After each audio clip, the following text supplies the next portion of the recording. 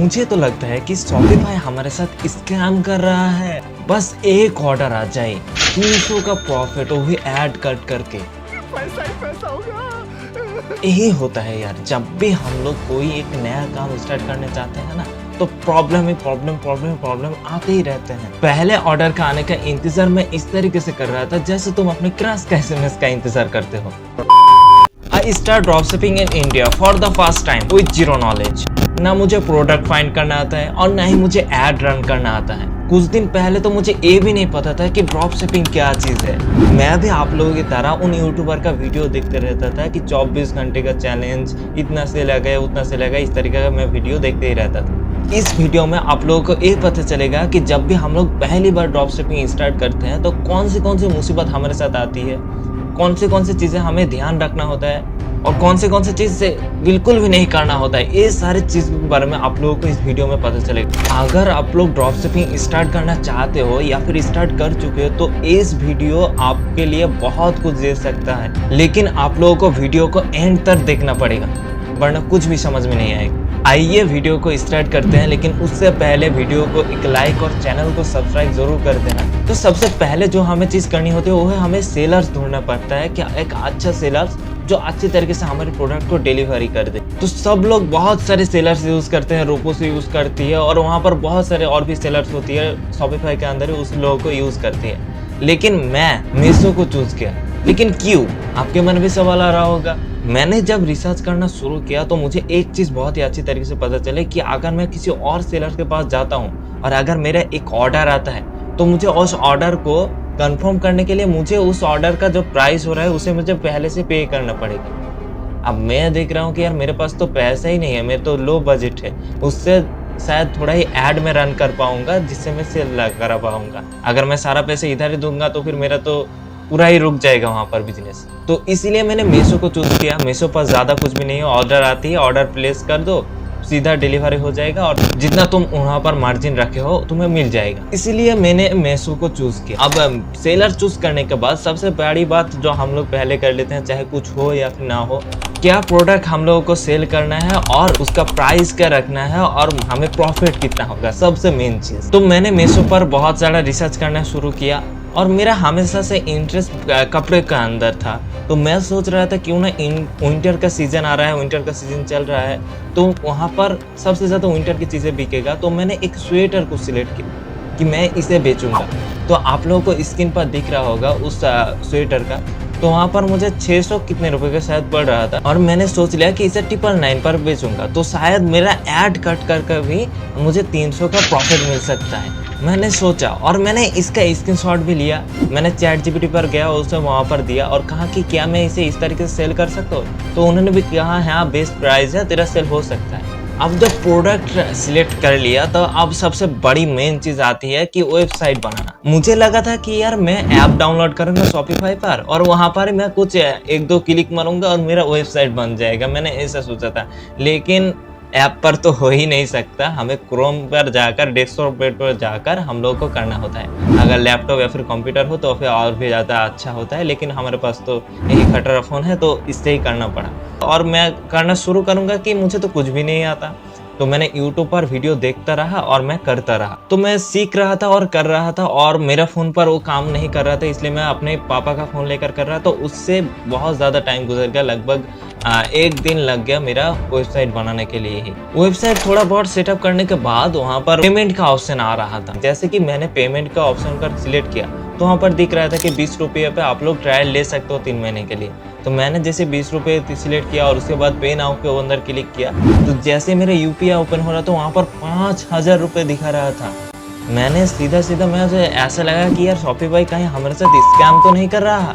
मैंने उसका स्क्रीनशॉट लिया, चैट जीपीटी को दिखाया और बहुत ज़्यादा रिसर्च करने के बाद वहाँ पर लिखा हुआ था सच में इस 5000 रुपये का आप लोगों का ऑटो पे मांग रहा है, ताकि अगर कोई भी आपका चार्ज हो छोटा मोटा या फिर 5000 के अंदर तो वो ऑटोमेटिकली कट कर लेगा, आपको पे करने की जरूरत नहीं, आपके अकाउंट से ऑटोमेटिकली कट हो जाए। फिर भी मुझे भरोसा नहीं हो रहा था, लेकिन हर एक यूट्यूबर बोल रहे थे कि ट्रस्ट कर सकते हो, कोई भी बात नहीं, हर कोई करता है। चैट जीपीटी ने यही कहा तो मैंने कहा कि चलो इस बार के लिए ऑन कर देते हैं, लेकिन एक बार जब पेमेंट हो जाएगा 20 रुपया तो मैं इसे कट कर दूंगा। उसके बाद मैंने वो ऑटो पे ऑन कर दिया, लेकिन तब तक के लिए पैसा नहीं कटा था। लेकिन कुछ समय के बाद वहां पर मैंने देखा कि 23 रुपये मेरे अकाउंट से कट लिए गए शॉपिफाई की मदद से। तो मैंने देखा 23 रुपया क्यों यार, 3 रुपया ज्यादा ले रहा है। फिर से मैंने वहाँ का स्क्रीनशॉट लिया और चैट जीपीटी को दिखाया और भी ज्यादा देखा, तो उन्होंने कहा कि देख नीचे यहाँ पर लिखा है ये टैक्स कट रहा है 3 रुपये, शॉपिफाई नहीं ज्यादा ले रहा। वेबसाइट बनाना तो बहुत ही ज्यादा आसान लगा मुझे, लेकिन जो प्रोडक्ट का पेज होता है ना, उसे बनाना बहुत ज्यादा मेहनत लगती है और बहुत ज्यादा अच्छी तरीके से भी बनाना पड़ता है, क्योंकि वही मेन चीज है, वहां पर ही आपका कस्टमर आता है। और मेरा सिर्फ प्रोडक्ट पेज को बनाने के लिए 2 से लेकर 3 दिन लग गए प्रोडक्ट ऐड करने तक का सफर। उसके बाद सबसे बड़ा मेन स्टेप था कि हम लोग को ऐड रन करना है, वो भी पहली बार। मुझे तो कुछ भी नहीं पता था, तो मैंने चैट जीपीटी के पास गया और पूछा कि कहाँ से हम लोग ऐड चला सकते हैं। तो उन्होंने कहा तू पहला है और पहली बार बिगिनर है तो तुझे इंस्टाग्राम से शुरुआत करना चाहिए। लेकिन मैंने एक बात सुन रखी थी कि अगर हम लोग फेसबुक पर ऐड चलाते हैं ना, तो वहाँ पर ज़्यादा अच्छी तरीके से काम करता है ऐड, क्योंकि वहाँ पर ना फेसबुक खुद अपने डेटा के माध्यम से आपका वीडियो सजेस्ट करता है, आपका ऐड सजेस्ट करता है, जिससे सेल्स अच्छी आती है। लेकिन इंस्टाग्राम पर उतना अच्छा नहीं आता। इंस्टाग्राम बहुत सारे लोगों को दिखा देते हैं, रैंडम लोगों को। इसीलिए मैंने चैट जीपीटी की बात नहीं सुनी और मैंने फेसबुक के अंदर एड मैनेजर के अंदर एड मैनेजर बनाने लगा। तो एड मैनेजर के अंदर सब कुछ सेटअप करते करते एक चीज आया कि हम लोगों को करेंसी सिलेक्ट करने का ऑप्शन आया। तो मैंने वहाँ पर ठीक तरीके से नोटिस नहीं किया, मैंने पेज सिलेक्ट किया, सारी चीज़ किया, लेकिन वहाँ पर मैंने USDT था तो मैं USDT रहने दिया। मुझे वहाँ पर मैंने ठीक तरीके से वहाँ पर नहीं देखा, तो मैंने सेव कर दिया। तो मुझे बाद में जाकर इस गलती का एहसास हुआ, तो मुझे लगा कि यार एडिट बटन पे जाऊँगा और कुछ भी चेंज कर लूँगा, चेंज हो जाएगा। तो मैंने जब एडिट बटन ढूंढने की कोशिश की तो नहीं मिला। मैंने जब और भी ज़्यादा रिसर्च किया, चैट जीपीटी से पूछा, तो वो लोग बोल रहे थे कि इसे तुम कभी भी चेंज ही नहीं कर सकते, अगर एक बार सिलेक्ट कर लिया तो वो कभी भी चेंज नहीं हो सकता। एक बहुत बड़ी मुसीबत में फंस गया था। आप लोग इस चीज़ का अंदर ध्यान रखना। तो मुझे लगा था कोई ना कोई तो उपाय होगा, तो चैट जीपीटी ने बताया कि तुझे और एक फेसबुक पेज बनाना पड़ेगा, उसके साथ फिर से नया तुझे स्टार्ट करना पड़ेगा। तो मैंने नया और एक पेज बनाया और इस बार मैंने सारी चीज़ सही किया। उस चीज़ को सारी सेटिंग करने के बाद सबसे बड़ा मेन जो सेटिंग था कि पिक्सल बनाया। अब बारी थी कि एड मैनेजर के साथ शॉपिफाई को कनेक्ट करने का, ताकि अच्छी तरीके से हम लोगों का डेटा मिले और अच्छी तरीके से हम लोग सेल्स आए।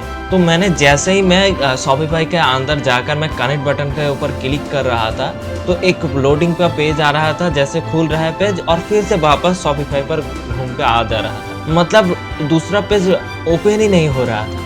एक बहुत बड़ी प्रॉब्लम में मैं फंस गया था। लगभग 10 दिन से मैं कनेक्ट करने की कोशिश कर रहा था, लेकिन एक दिन भी मैं कनेक्ट नहीं कर पाया। मैंने सोचा कि यार कोई ना कोई तो प्रॉब्लम है जिसे मैं पकड़ नहीं पा रहा हूँ। अब मुझे लग रहा था कि यार अगर मैं फेसबुक के भरोसे में बैठा रहा तो फिर इस विंटर का सीजन ही चला जाएगा और मेरा स्टार्ट करना भी नहीं होगा कभी, अगर मैं इसके पीछे ही पड़ा रहा। तो मैंने एक डिसीजन लिया कि चैट जीपीटी ने जैसे कहा था कि इंस्टाग्राम से स्टार्ट कर, तो मैं इंस्टाग्राम से स्टार्ट करने जा रहा हूँ। तो मैं इंस्टाग्राम पर गया, तो मुझे इंस्टाग्राम पर जाकर एक बहुत ही अच्छी चीज़ पता चली कि यहाँ पर ऐड रन करना बहुत ही आसान है, इसलिए सजेस्ट कर रहा था शायद चैट जीपीटी। एड मैनेजर की तरह उतना भी मुश्किल नहीं है, क्योंकि यहाँ पर बस बूस्ट ऑप्शन है, बूस्ट कर सकते हो अपने आप का पोस्ट। तो वहाँ पर सारी चीज़ों का सेटिंग करना होता है, लोकेशन सिलेक्ट करना होता है, आप लोग कौन सा जेंडर सिलेक्ट करना होता है, एज सिलेक्ट करना होता है, बहुत सारे सेटिंग करना पड़ता है छोटा मोटा। और उसके बाद बजटिंग का ऑप्शन आता है। तो मुझे लगा 100 रुपये का मैं ऐड चलाऊंगा, इसलिए मैंने वहाँ पर 100 रुपये ऐड कर लिया। ऐड करने के बाद मैं ऐड को मैं रन करने जाऊँगा, तो रन करते वक्त मुझे वहाँ पर देख रहे थे कि फंड कम है। तो मैंने जाकर देखा कि वहाँ पर 90 रुपये का लास्ट प्राइस है जिससे हम लोग ऐड चला सकते हैं, मतलब 90 के रुपये से नीचे हम लोग कोई भी ऐड नहीं चला सकते। तो मैंने 90 सिलेक्ट किया, लेकिन मेरे अकाउंट पर 100 रुपये ऐड करने के बाद 18 रुपये काट लिए गए GST। तो मुझे लगा कि चलो 10 रुपये ऐड कर देते हैं, फिर से चलने लगेगा। तो मैं जैसे ही 10 रुपये वहाँ पर ऐड करने के लिए डाल रहा था, तो वहाँ पर बोल रहे थे कि मिनिमम 40 रुपये तुम्हें ऐड करना पड़ेगा। तो मैं क्या करता, फिर से मुझे 40 रुपये देना पड़ा। उसके बाद ऐड किया, उसके बाद मैंने ऐड रन करना शुरू किया। उसके बाद मैं ऑर्डर का वेट करता रहा। मैं इस तरीके से अपने ऑर्डर का वेट कर रहा था जैसे तुम अपनी क्रश का मैसेज का इंतजार करते हो। ऐसे कुछ ज्यादा नहीं हो गया? मैं बार बार अपना प्रोडक्ट पेज ओपन कर रहा था, कितना व्यूज आ रहा है, कितने लोग अपने वेबसाइट पर विजिट कर रहा है, मैं सारी चीज बार बार चेक कर रहा था। जब 30 रुपये 20 रुपये स्पेंड होना शुरू किया, तब मैंने चैट जीपीटी का स्क्रीनशॉट पठाया और बोला कि इतना ज्यादा स्पेंड हो रहा है, इतना ज्यादा विजिटर आ रहे हैं, तो मेरा सेल क्यों नहीं बढ़ रहा है। तो उन्होंने कहा है यार रुक जा, 50 रुपए का पार तो होने दे, उसके बाद ही तो किसी का सेल आएगा, इतनी जल्दी कभी भी किसी का सेल नहीं आता। कंट्रोल। तो जब 50 रुपए स्पेंड हो गया तो मैंने चैट जीपीटी को फिर से एक बार स्क्रीनशॉट भेजा कि देखो यार फिर भी ऑर्डर नहीं आ रहा। तो उन्होंने कहा कि देख तेरा विजिटर बहुत ज़्यादा है लेकिन तेरा ऑर्डर नहीं आ रहा। तो उन्होंने कहा कि शायद तेरा प्रोडक्ट का प्राइस बहुत ज़्यादा है। तो मैंने 999 से प्रोडक्ट का प्राइस घटाकर मैंने 849 कर दिया ताकि सेल आए। उसके बाद जब 60-70 रुपए के स्पेंड हो गए तो मैंने सोचा कि यार फिर भी ऑर्डर नहीं आ रहा है। तो मुझे लगा कि शायद सिस्टम में तो कोई प्रॉब्लम नहीं है, ऑर्डर शायद लोग करना चाह रहे हैं, ले फिर मिडिल में कोई फंस तो नहीं जा रहा है कि ऑर्डर ही नहीं आ रहा है, ऐसा तो कुछ नहीं है। तो मैंने खुद अपना एड्रेस दिया, एड्रेस देकर मैं फिल किया और मैं ऑर्डर करने की कोशिश की अपने प्रोडक्ट। देखना चाह रहा था कि ऑर्डर हो रहा है या फिर नहीं। तो मैंने जैसे ही क्लिक किया ऑर्डर हो गया, वो भी मेरा खुद का ही ऑर्डर। तो मुझे समझ में नहीं आ रहा था कि क्यों ऑर्डर नहीं आ रहा है, कि सारी चीज़ तो सही है। तो जब पूरा पैसा स्पेंड हो गया और वहाँ पर विजिटर बहुत ही ज़्यादा आ रहा था वेबसाइट पर, लेकिन कोई भी ऑर्डर नहीं है। गजब बेइज्जती है। तो मैंने चैट जीपीटी के पास गया, स्क्रीनशॉट दिखाया और कहा कि क्यों नहीं आ रहा है। मैंने अपना प्रोडक्ट पेज का भी मैं वहाँ पर डाल रहा था कि क्यों नहीं आ रहा है यार बताओ। तो उन्होंने कहा कि देख यार, जब पहली बार कोई भी ड्रॉप शिपिंग स्टार्ट करता है ना तो उन्हें सीखना पड़ता है, धीरे धीरे ऐड रन करना, प्रोडक्ट रिसर्च करना, सारी चीज़ें धीरे धीरे सीखना पड़ता है। तो कोई भी पहली बार ऑर्डर नहीं मिलता किसी को भी, धीरे धीरे सीखना पड़ता है और उसके बाद ही ऑर्डर आने लगता है। और उन्होंने कहा कि 500 से लेकर 1000 रुपये लोग वेस्ट कर देते हैं, उसके बाद ही किसी का ऑर्डर आता है, फिर भी तुमने तो पहली बार है। तो मैंने कहा यार सही तो बात है, मुझे तो कुछ भी नहीं आता है। तो उसके बाद मैंने चैट जीपीटी से बहुत सारे बातें की, सारी चीज़ें रिसर्च करना शुरू किया। तो मुझे एक चीज़ पता चला कि मैंने जो प्रोडक्ट सिलेक्ट कर रहा था वो सेल्स बहुत ही ज़्यादा कम होता है। ड्रॉप शिपिंग पर हमेशा प्रॉब्लम सॉल्विंग प्रोडक्ट ये चलता है, ड्रॉप शिपिंग पर हमेशा यूनिक प्रोडक्ट चलता है जो अचानक से लोगों ने देख लिया, कभी भी नहीं देखा है, इस तरीके का प्रोडक्ट चलता है। लेकिन मैं एक कॉमन चीज़ें सिलेक्ट करके उसे ही मैं बेचने की कोशिश कर रहा था। ये एक हमारी बहुत बड़ी भूल थी। उसके बाद चैट जीपीटी ने और भी ज़्यादा मेरे चीज़ों को पकड़ा कि तेरा वेबसाइट भी बहुत ज़्यादा खास नहीं है, सिंपल लग रहा है। तो मैं बहुत ज़्यादा अभी रिसर्च करूँगा, रिसर्च करने के बाद सारी चीज़ें वेबसाइट है इस तरीके से सेटअप करूँगा, प्रोडक्ट फिर से रिसर्च करके मैं प्रोडक्ट सिलेक्ट करूँगा और भी बहुत सारे काम।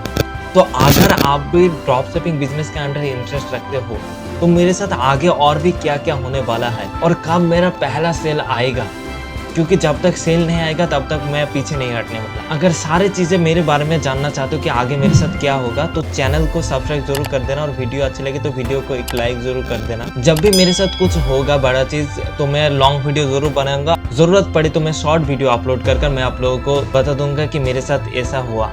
मैं सारे चीज़ों का अपडेट दूंगा। नेक्स्ट वीडियो में मैं वादा करता हूँ आप लोगों को एक शॉकिंग रिजल्ट में दूंगा। उम्मीद करता हूँ वीडियो अच्छी लगी होगी। मिलते हैं नेक्स्ट वीडियो में।